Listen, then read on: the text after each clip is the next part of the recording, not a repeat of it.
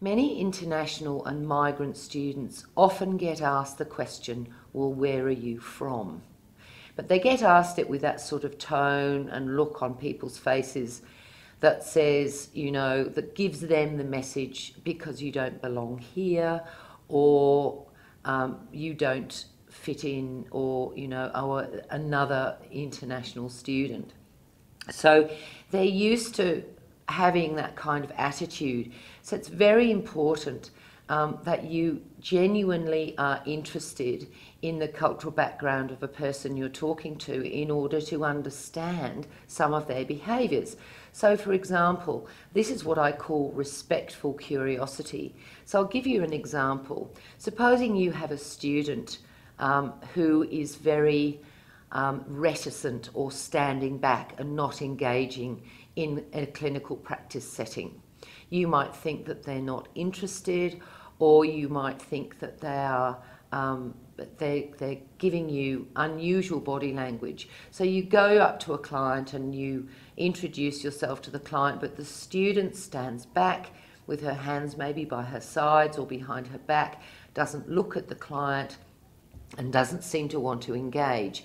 And you think this is a behaviour which is not going to be acceptable in an Australian healthcare environment. So the thing that you need to do is have a conversation with that student, not just to tell her this is how she must behave, but a respectful, curious question would be to that student, so tell me, in your home culture, when you meet somebody who's senior to you for the first time, how do you greet them?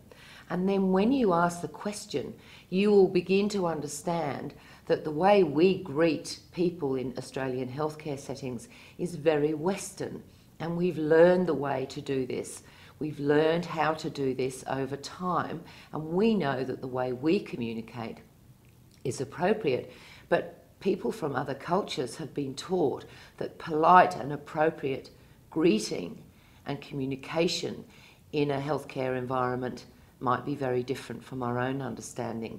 So in order to understand and in order to progress the student in their appropriate communication skills in your environment, the thing to do is to understand their communication behaviour, and then you can I talk about it in terms of preparing them with a kind of survival kit for working in an Australian healthcare environment, because the last thing a student is going to want to have is this student has poor communication skills.